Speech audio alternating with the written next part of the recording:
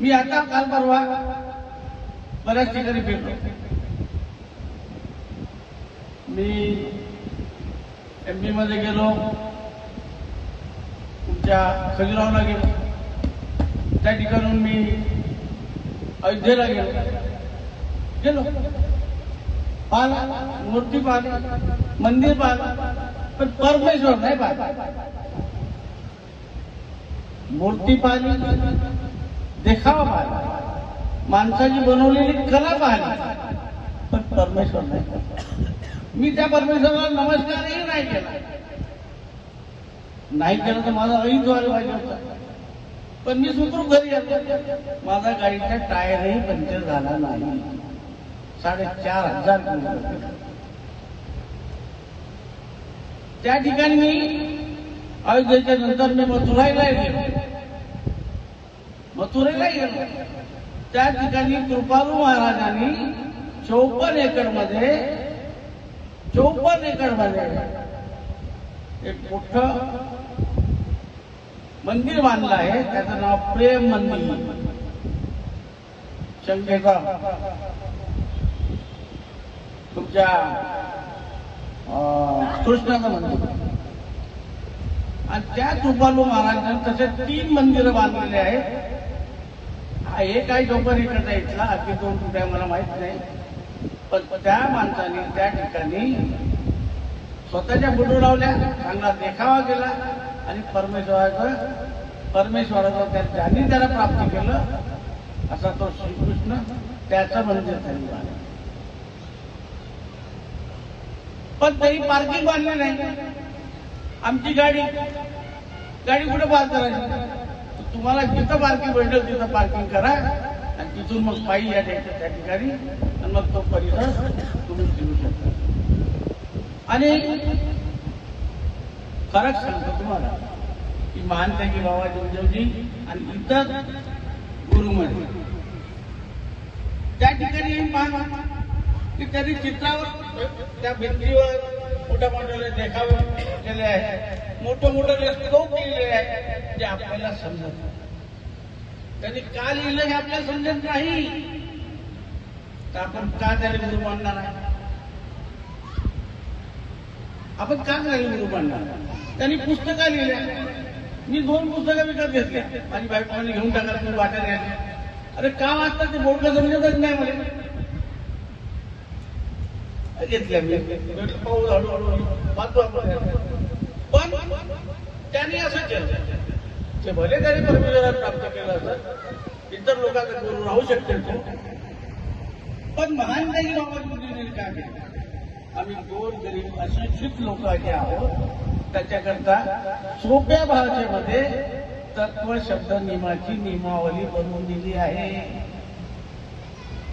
आणि आपले गुरु कोण राहायला पाहिजे ते आपल्याला समजलं पाहिजे आणि आपण त्या नियमानुसार चाललं पाहिजे. आणि मी इथल्या कार्यकर्त्याला परत एक वेळा सांगतो, तुम्ही एकजूट होऊन राहा आणि चांगल्या प्रकारे कार्य करा. त्याच करता मी या ठिकाणी आलो आहे. ते मंडळ आमच्याकडे होतं ते सर्व सोडून द्या. आपल्याला मला एकच गोष्ट समजते की निवासस्थानात येणाऱ्या 365 दिवस जो सेवक येतो त्याची जी व्यवस्था आम्हाला करावं लागत आहे ती व्यवस्था आम्ही तुमच्याच माध्यमातून करत आहोत. ते तुम्हाला कदाचित दिसत असं. लोकांनी सांगितलेल्या अफवाला बळी पडू नका. मंडळ एक जमिनीतून नाही निघालं, आसमानातून पडलं का खाली? हे कोण बनवलं? जे सेवक तिमकीतून झाले होते त्याच चौकांनी पैसा गोळा केला आणि त्याच चौकांनी बाबाच्या सहकार्याने ते भवन बांधलं. आज आम्ही सेवक दिवस बांधला, पण आम्ही म्हणू का आम्ही बांधला? आम्ही नाही म्हणलं. आम्ही ते बाबाच्याच नावानं बांधलं. आम्ही त्या ठिकाणी बाबाचाच देखावा दाखवला. त्या ठिकाणी आम्ही बाबाचीच चर्चा बैठक दर शनिवारी करतो. आणि आता सांगितलं जेव्हा हे प्रॅक्टिकल आहे की जर कोणी जर बाहेरून आला काही डबे आणले नाही म्हणतो जा पाहिजे तिथे जा, तिथं बसा, आरामात जेवा, पाणी वगैरे सर्व व्यवस्था, थंड पाण्याची व्यवस्था आम्ही त्या ठिकाणी पार्किंग करता जागा होत नव्हती. आमच्या मध्य नागपूरमध्ये एवढाले मंदिर आहेत, खूप मोठाले मंदिर आहे, पण कुणाकडेही पार्किंगची व्यवस्था नाही.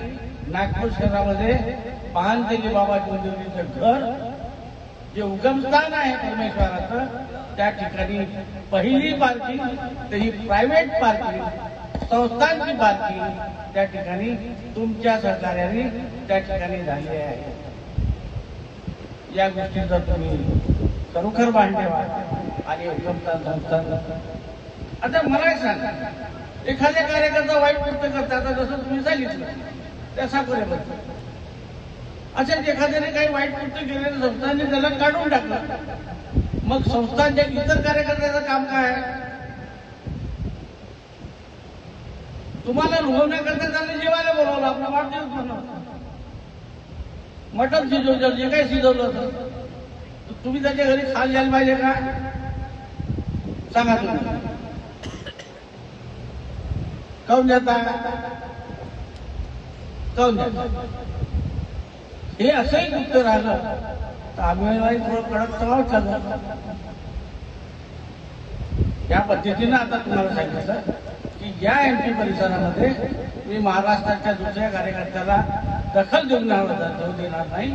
तशीच ही दखल मी घेईन जे अशा ज्याला उगमस्थान संस्थांनी निष्कासित केलं, कोणी मस्ती करत तर त्याला निष्कासित होईल.